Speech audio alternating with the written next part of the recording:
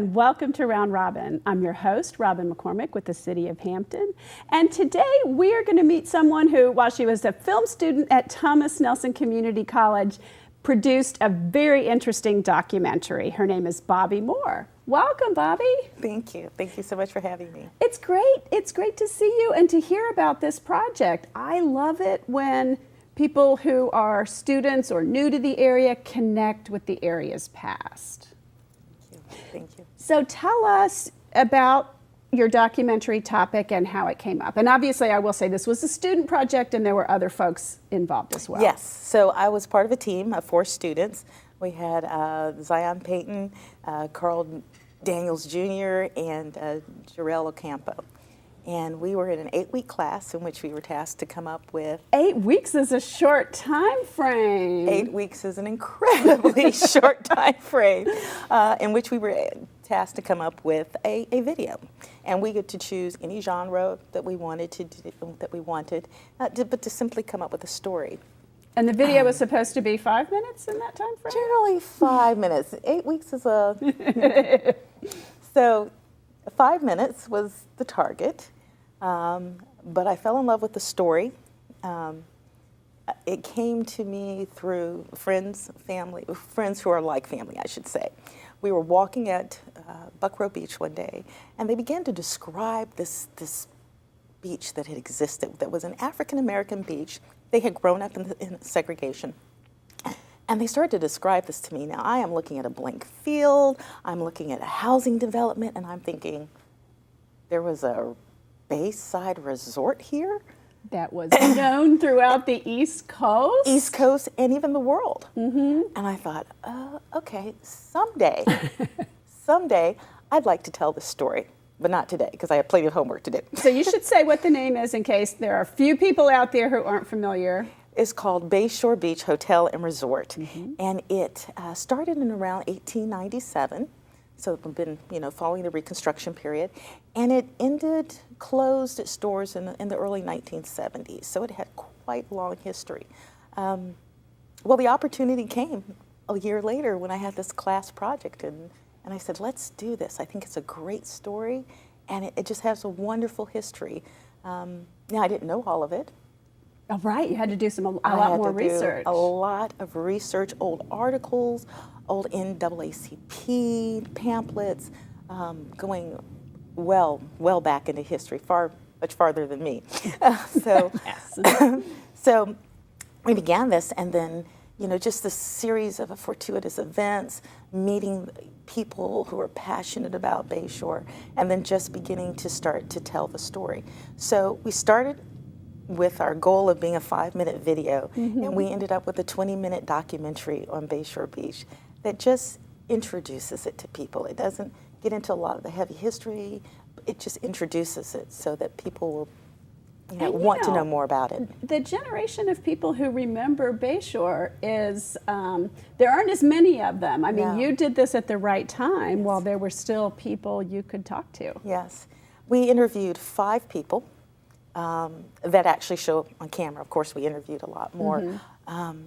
But for instance, Samuel Scott, one of our interviewees, was one of the early African-American engineers at NASA. Now, when he was introduced to me, he was just introduced to me as, this is one of the last surviving regular lifeguards. Oh. And I thought, oh, he's a lifeguard. But I think we interviewed him several times. He was a lifeguard when he was probably in school. Well, he was actually a lifeguard off duty. I say off duty, but he was a lifeguard after work. So he would work after work, after he left NASA, he would go be one of their lifeguards there, and then he would work on the weekends as well. So, but again, not from this area. It has a wonderful story. I'm growing up in the South, and then of course how he went to Pennsylvania, learned to swim, became an engineer, and then later came here and worked at NASA. So he's 82, 83, early 80s. Wow.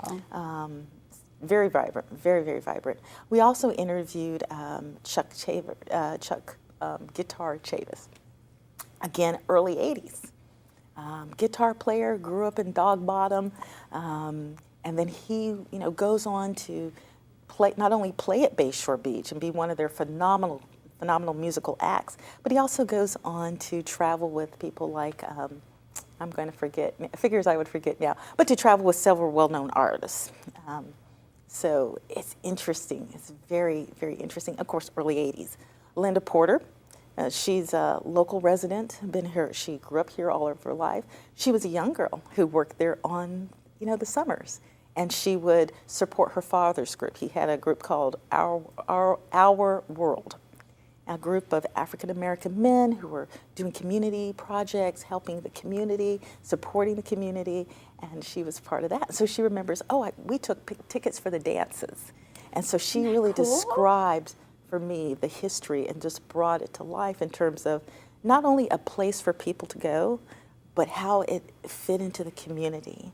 You just had these characters, I would say, because they were just so different. But they just represented the entrepreneurs, musicians, local vendors. There's just this wealth of people. So I know your documentary sort of picks up in the later years, but let's set the stage for people. When did Bayshore open, and how unusual was that at the time? It opened around 1897, just 4 cottages, and would later grow to 70 rooms plus. Very unusual, very unusual. Now there are a plethora of, that I came to learn, of African American beaches, segregated beaches. But because at the time there was no other choice. Right, there were no other choices. Right. But sometimes it's in darkness when people are able to shine the brightest and create these places that they're not only retreats, but there were places where people could come and they're just themselves. And it was a safe place for them to really enjoy the beach and enjoy the water and to, most importantly, enjoy a family. And it was literally side by side with Buckrow, there was which a was, a big amusement park and resort itself at the time. Yes, and there was a fence that separated them. And the fence started on shore and it extended out into the water. Oh my gosh. So if you were a good swimmer, you could probably swim around it, but it extended into the water. Wouldn't have been a good idea, I'm sure. Yes. And so also in those early years, it was started by local Hampton African-American businessmen, and they were probably mostly men then. Yes. And they were investors in it, and they co-owned it, right? I mean, I know a little history, but I'm probably not as good as you are. Well, I know some of the and history. Totally famous people played there. I mean, it was on the circuit of East Coast places. Right, called the Chitlin Circuit. So it's places where African Americans, and the neat thing about this place is as an African American artist, you could play there, and then you could stay there. Which is unusual. Which is also unusual because there's so many places where you could play, but once you had performed, you had to leave. And, a lot of those places were not as classy as Bayshore. I mean, I remember Ruth Brown telling stories of playing in barns and being on that circuit, and, that was the nice place for miles. Yes, it was. It was. And the fact I'd love to do a subsequent story. We didn't, in 20 minutes. And 20 minutes is pretty long. I mean, it's hugely long for a student project. It's long, but there's not a lot of time to tell to really get in depth into the story. So one of the other folks that we interviewed, Reginald Robinson, he has collected a lot of memorabilia and artifacts associated with there. He'd gone there as a young boy about 4 years, but these years were significant emotional events that he just wants to share about that. So he does a program every year. He hosts a program at the Hampton History Museum to show people that and he's to celebrate got an them. Amazing personal collection of artifacts. He has really done such a good job as the custodian. Absolutely. And so it was interesting to see his perspective as well.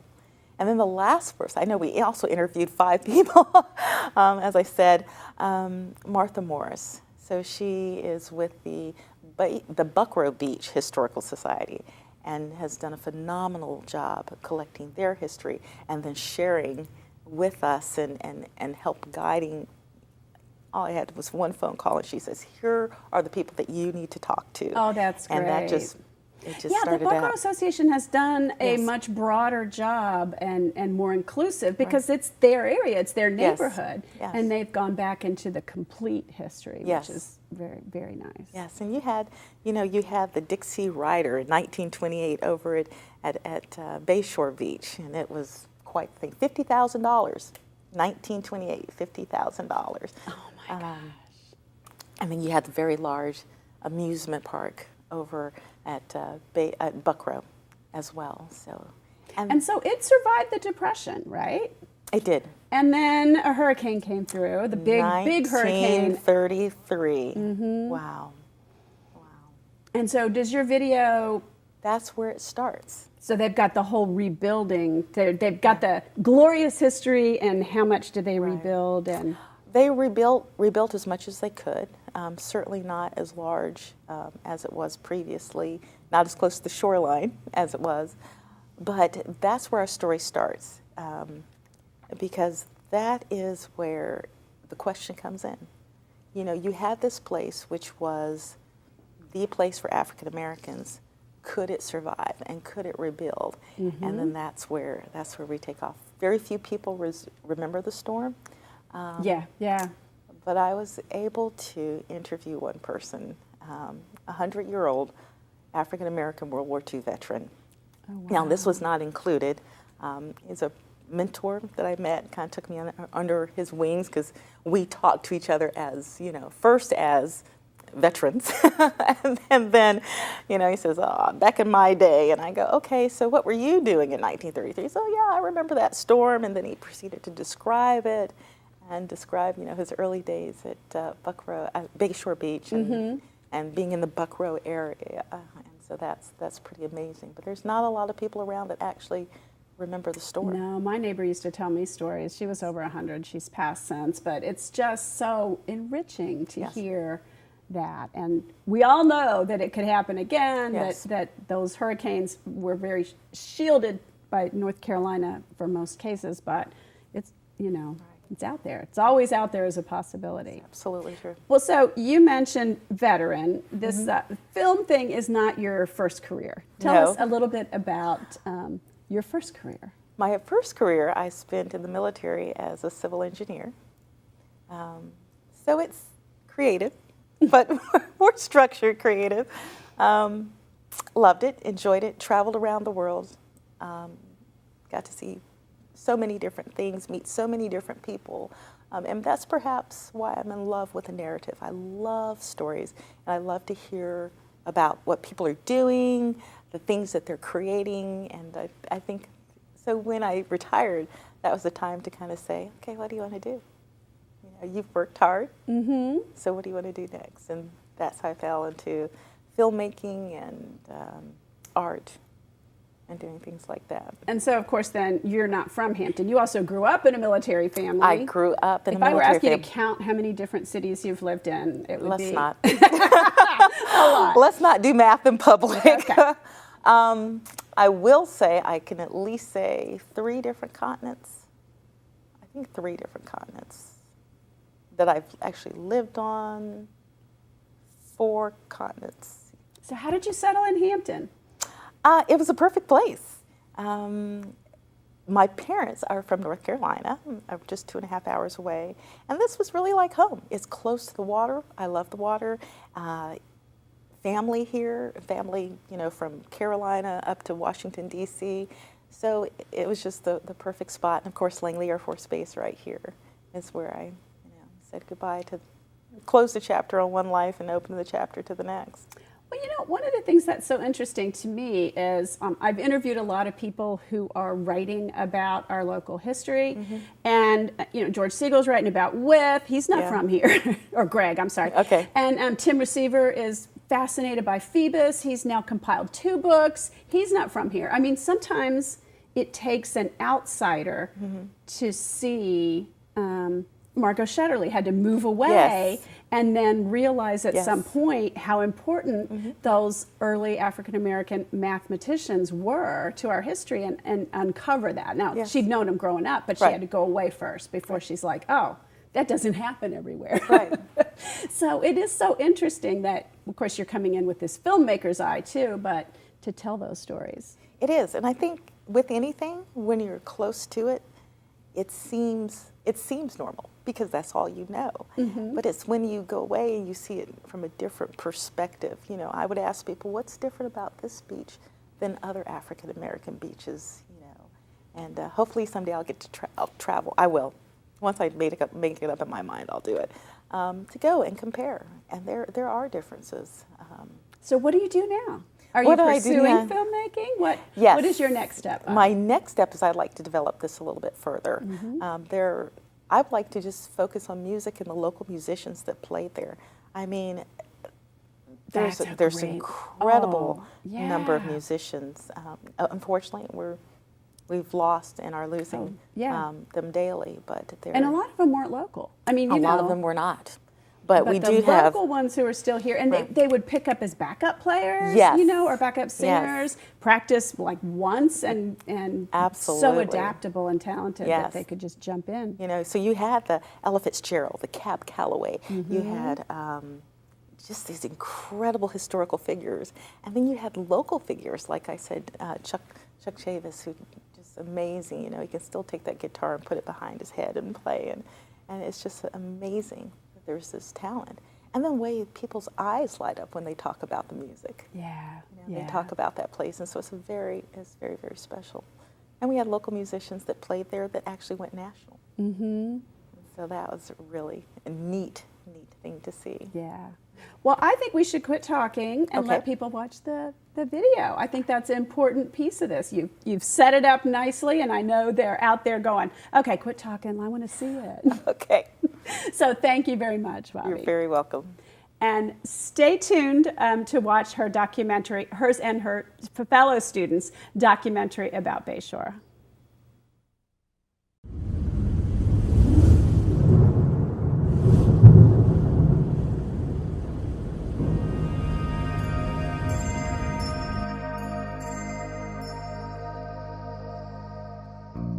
August 23, 1933, a massive hurricane struck the Hampton Roads area, leaving death and destruction in its wake.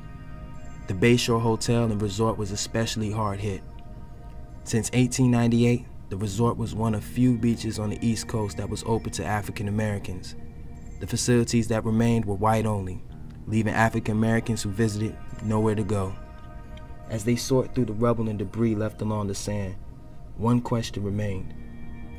Would the longtime resort for African Americans recover?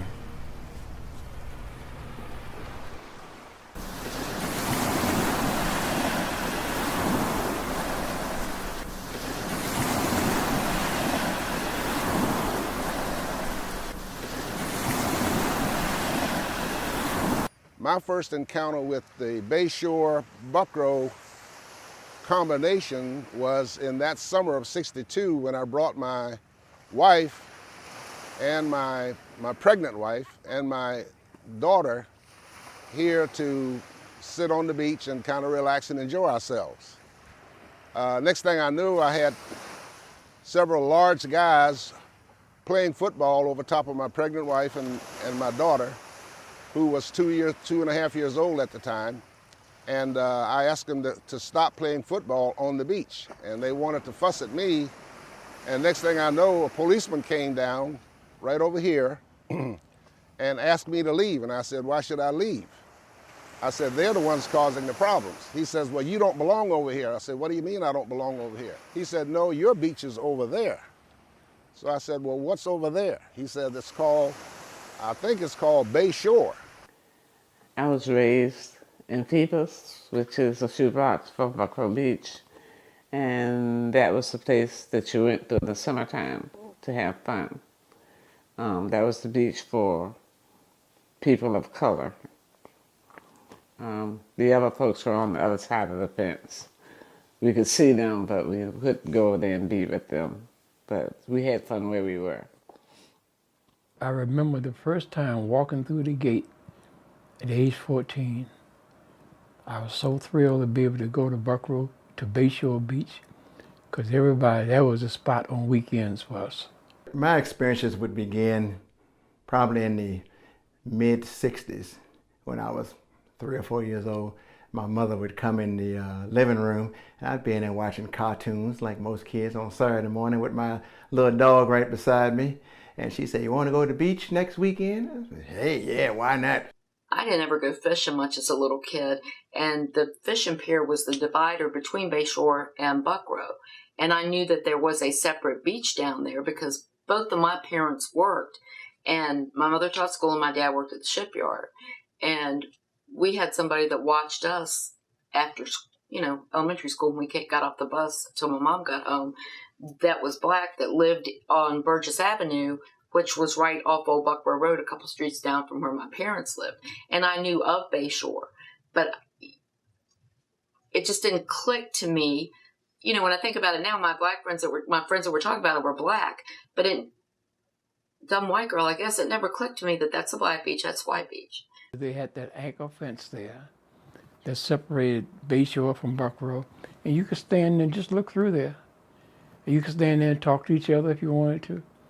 And the whites would look over at us, and they envied the music they heard because during that time, everybody loved the same music. They went all the way from the shore, well, up on the shore really, all the way down into the water. It was so far into the water that it would have been too high for us to go around it anyway. Across the street from those houses, where that big empty lot is, was the parking lot. From the parking lot, right along that edge, before you cross the street, were vendors with fresh oysters, fish, things like that they'd sell. And then you cross the street about midway, where that block is right now was the gate for admissions. And I don't remember how much it cost to get in, but it wasn't much. We had to pay to get in. Inside the beach, the minute you walked in the gate, there was those little, I call them bump rides, where you bump into each other. You ride them, and then you walk a little bit into the left, there was a beer garden. Then you get inside the beach. To your right would be the cars, the bumper cars, the boats, little boats that little people could ride in, the horses, or the carousel, we call them hoppy horses, was next. Then behind that was the Ferris wheel and the swings. To the left was a covered picnic area where the picnic tables were. We don't like to be in the sun, so it was covered. And you'd go early to get if your family was having a picnic or something, they'd send somebody early to hold on to your table till the rest of your family got there. I think that maybe it was 25, 30 tables under there. And then if you went down the walk a little further, you crossed the walkway, and on your left would be the hotel, the Bayshore Hotel. I can remember that big green hotel with the green roof. It had the green skin, or whatever you would call the siding to it. The windows were trimmed in dark green. And I always remember, like I said, that fun house. It was a white cinder block building with two great big wooden green doors, and on each door were painted pictures of ghostly spirits. One smiled and one didn't. And a lot of the time, most of the time, really, the jukebox was put outside, and there was a cement area, so the kids would dance out there. And then you go around the corner, and the pavilion was there. And then the big dance hall was sitting right to the right. And then on the beach, they had the little hut houses. Then there were more games. So you could spend the whole day just messing around down there. That was the only place to get into the water. There was a swimming pool in Newport News, but we didn't have one in Hampton for us. Not while I was growing up. One came later. But there wasn't one. So to get into the water, you went to the beach. The owners of the hotel, Mr. C.H. Williams, and at that time, Walter Jones, asked me if I wanted to be a lifeguard. And I said, well, I work full time. He says, well, I just need you on the weekends and on a regular basis when you can come down in the afternoons. I said, fine, I'll do that. So I became a lifeguard at Bayshore Beach in the summer of 1963. My first memory would probably be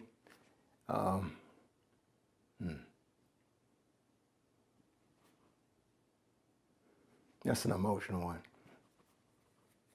That would probably be me and my mother at the beach. Because, you know, like I said, we used to get in the water together. And it would be me sitting there with my sand, with my bucket, playing with the sand. And her with her one-piece bathing suit on. It was a black bathing suit. And I could just see her standing there trying to make sure I didn't go too far in the water. Because I couldn't swim, and she couldn't come get me because she couldn't swim either. So our biggest trouble were the floats that they rented out, and the people went a little bit too far out who could not swim, but they were on a float, so they thought they were safe. Well, they fell off, and we always had to go get them. Two ladies were out on a float, and one fell off, and she couldn't swim, and she's out there flailing in the water.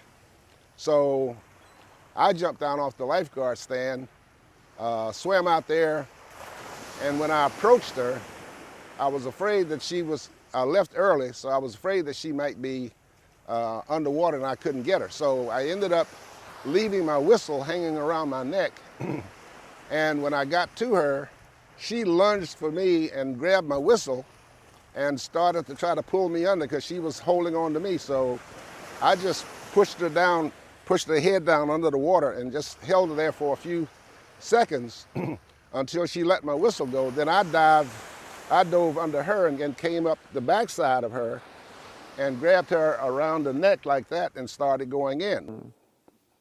My grandson told me he wouldn't dare go in that water with all those jellyfish. I don't think we thought anything about the jellyfish. The jellyfish would sting us, we'd run out, put some sand on it, and go back in the water. You know, so I don't know why there were never any fish in that part of the water, even though we had a fishing pier too. I mean, you know, Buckrow has the nice fishing pier. We have one on the Bayshore side also. The biggest thing Bayshore had at that time, after the storm tore it down. It tore everything down back in the 30s. But the whites had the money to build theirs back. The blacks didn't.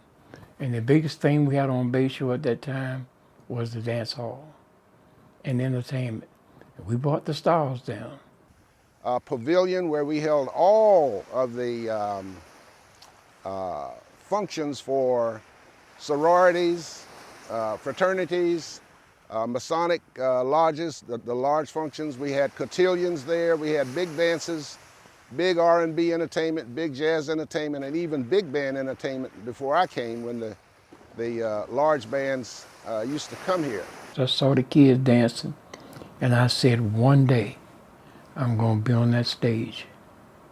I kept telling myself, one day I'm going to be on that stage. And at the age 20, I got on that stage. And I opened up for Count Basie. And after that, my career jumped. The funniest moment was having James Brown in that little place on the corner. And he was talking about Virginia women and how they had the biggest legs in the world. And actually selling him, you know, what we were selling in the grill. He talked about the pavilion and how we could dance, and he was just like a regular person. He was fun to talk to. And put on a good show too. We envied their rides, they envied our music. And whenever the stars would come in town, they would just stand there and just listen. And I never forget when Fats Domino came down. This one white guy, he wanted to hear Fast Domino so bad. They said, man, you can't come over here. This is segregated. The Rock Cabanas got to be hot, hot, hot, hot. We were so hot around here, we won everything. And we were the band that left here and went with Otis Redding. We got famous with him. And the Rock Cabanas were hot. They were famous around here, famous. That was a famous beach. A lot of stars came there, a lot of stars. I have a hard time with that. I don't know how to verbalize what a very cool place and what an important area that was, especially from the 1900s up through, the 30s and 40s. It was huge. There weren't choices for people like there are now. That's the thing everybody lived for. Like Reginald Robinson will tell you, come into Bayshore in the summer. You could, as you're coming down North Mallory Street, you could hear it. And, that was exciting. Everybody would meet down there, call themselves Colton. We would buy the popcorn, and we were going in the dance hall. And I was just getting started then, and the bigger bands were playing. And then when I got my break to be on stage, I took advantage of it. And after that, I became their hometown hero. But when they first integrated, there was a line, one line going to Buckrow and one line coming from Buckrow, because people would go over there and then they'd turn around and come back. So there would be this line of continuous people going from Buckrow to Bayshore and from Bayshore to Buckrow.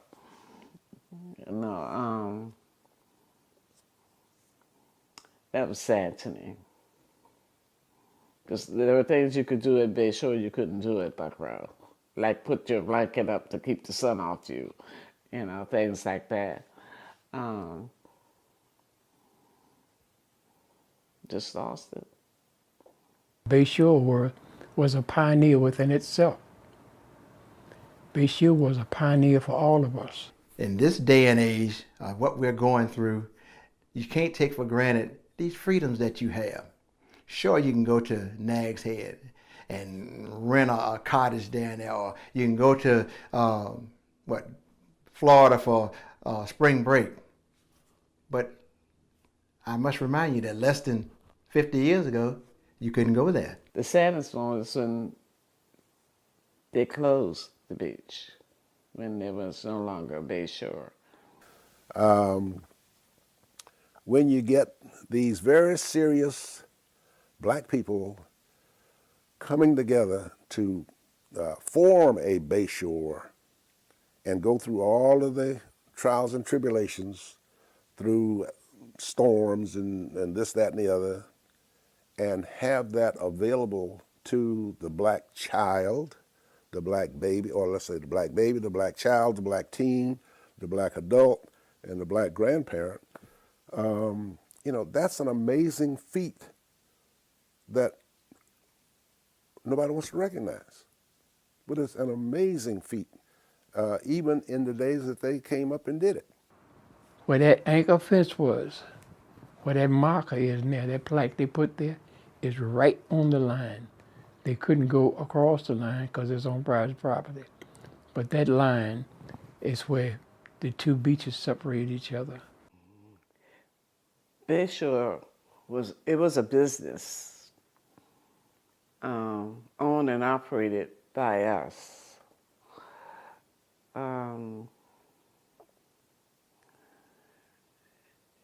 It's important that we know we had our own, that we weren't dependent on other people.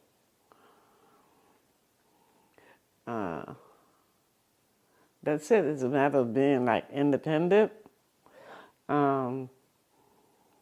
We had that business going. It was ours.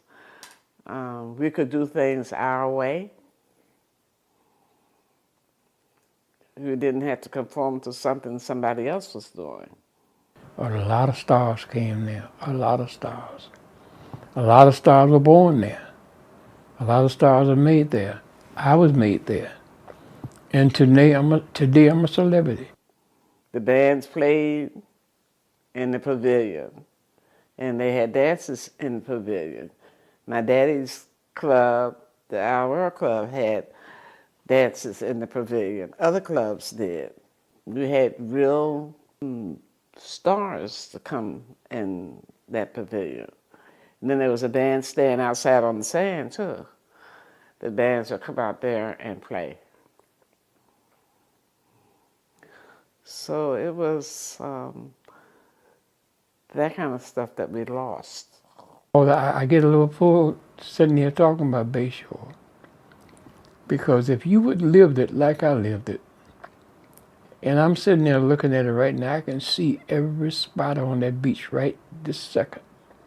Even the color of the sand, even the lifeguard walking up and down the beach, I can see that right now. Bayshore was all we had, whether it was an acre or the eventual 8 acres that it became. That was all we had. You had a hotel, you had a place to eat, you had rides, you had water, you had sand, you had relative safety. You had all that safety right in that little area where you had to not worry about the problems of the world. Bayshore was a world amongst itself, where you could just enjoy yourself and you didn't have to worry about anything.